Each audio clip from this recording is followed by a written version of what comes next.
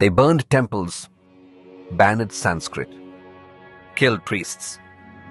But Hinduism refused to die. For 5,000 years, it has faced conquerors, colonizers, and critics.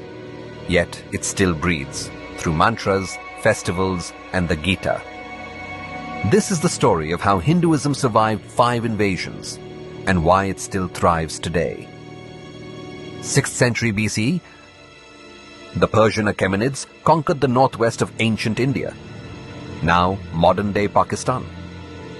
They brought new languages, customs, and governors. But the Vedic tradition didn't collapse. It absorbed and adapted. Yajnas continued. Sanskrit thrived. Dharma remained unshaken.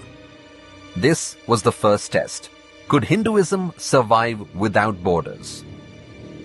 The answer, yes. Alexander the Great crossed the Indus. His armies met fierce resistance and deep thinkers. Greek philosophers were stunned by Indian sages, the gymnosophists. They didn't destroy temples, they debated ideas.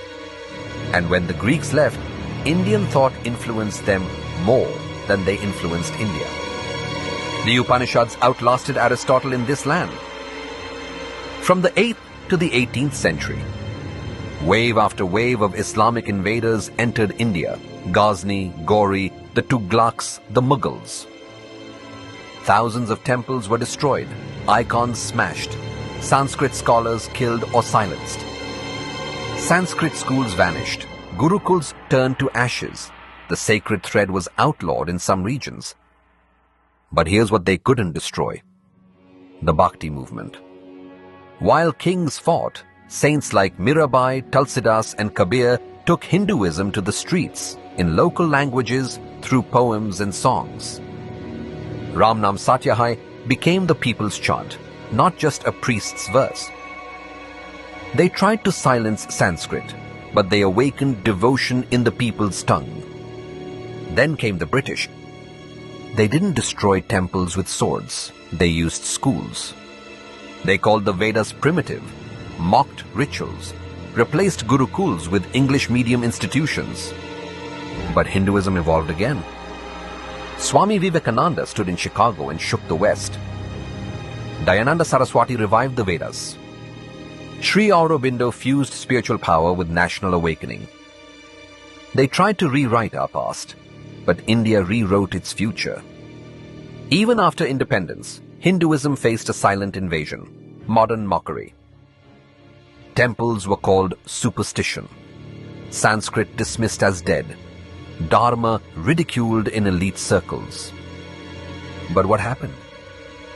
Yoga spread across the world. The Gita became a leadership mantra. Diwali became a global festival. They tried to erase it through shame, but it rose through pride. So how did Hinduism survive 5 invasions across 5,000 years? Because it isn't just a religion. It's a living civilization. Like a banyan tree, cut its branches and it grows new roots.